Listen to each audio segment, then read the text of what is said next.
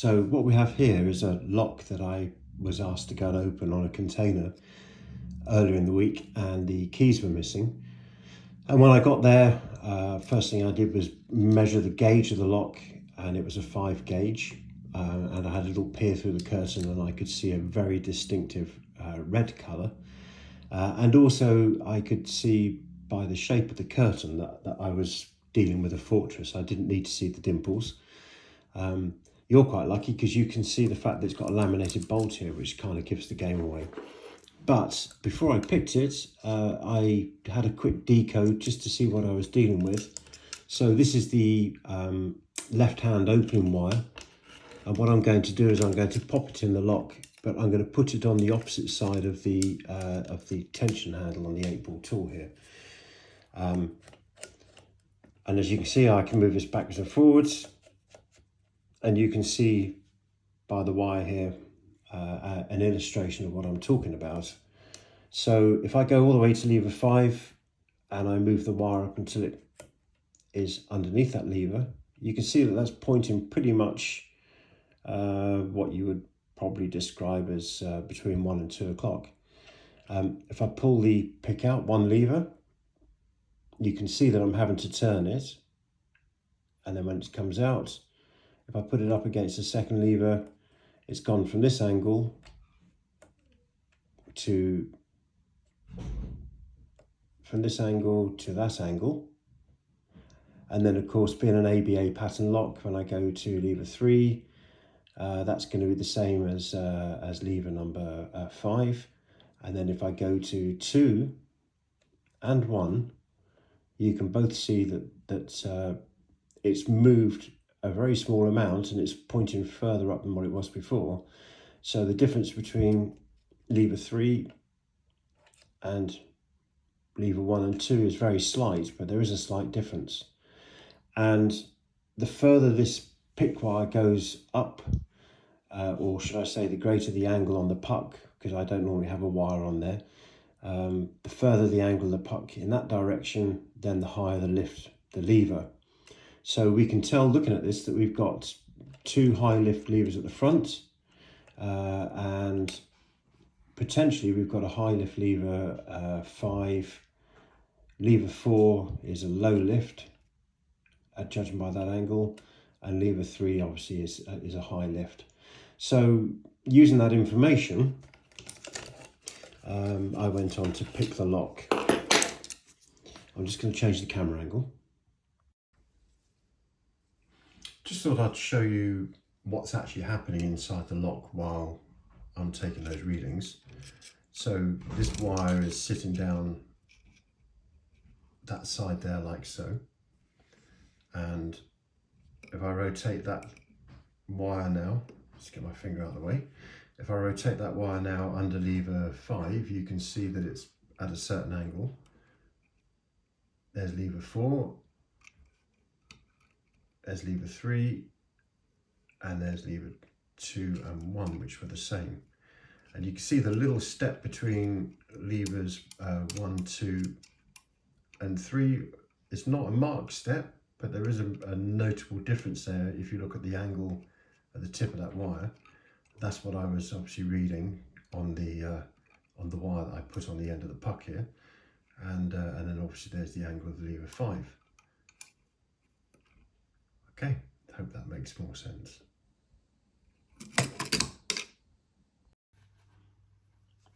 Right, now that I've run the pick wire along the heels of the levers, what it's told me is levers 1 and 2 are pretty much high lift. Levers 3 and 5 are 1 step down from that, a very small step.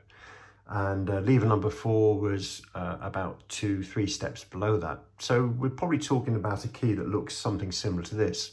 So bearing that in mind, I put the pick in. So what I'm going to do is I'm going to lift the levers how I think the lock is going to be inside. So we'll start with lever 5.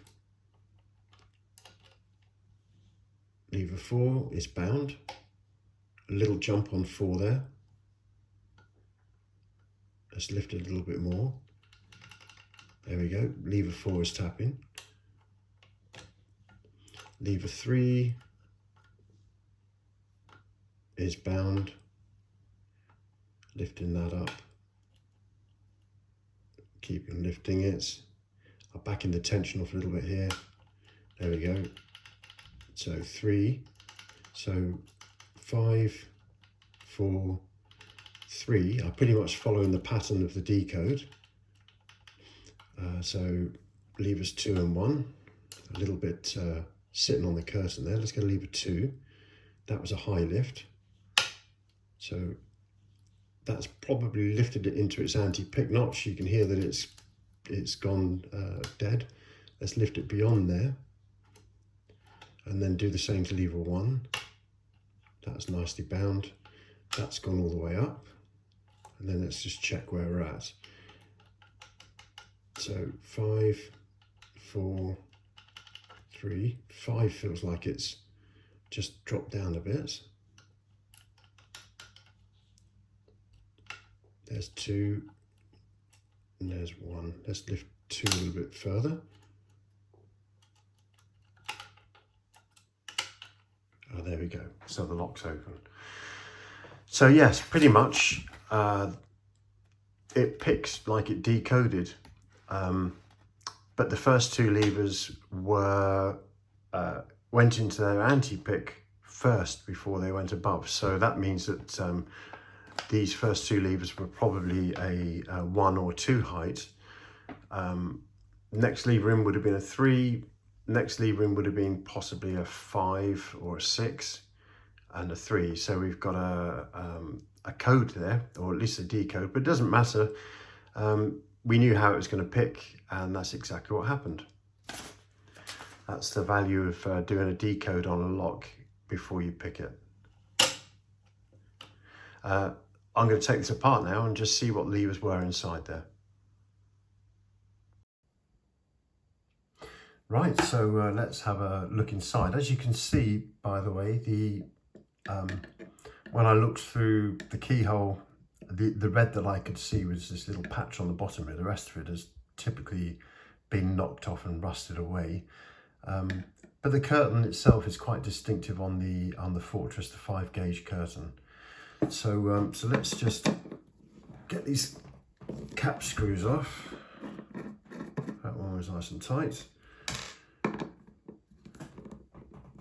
There you go. 2 cap screws, and let's see what we got inside. Okay. Oh, there we go. So we've got a 2 first, which of course is going to always be a high lift lever with the anti-pick notch before the true gate, which is what we felt when we were picking. Yep, second lever was a 2. And then we felt that reader wire drop down a notch, and sure enough, there we got a 3. So that's still a high lift lever, but you can see the anti-pick notches after the true gates as opposed to before. So 2, 2, 3, and there we go. We got a 5, not a 6. 2, 2, 3, 5, 3. So yeah, pretty much as we thought it might be. So the key would have looked something similar to this, maybe not quite so deep. I drew that as a 6, probably would have been a 5. Yeah, so there we are. Everything else inside this lock is pretty much as you would expect. Quite a bit chunk of wear there on the back of the curtain. Sorry, back of the cap. But yeah. Okay, there we go. Thank you very much. Bye for now.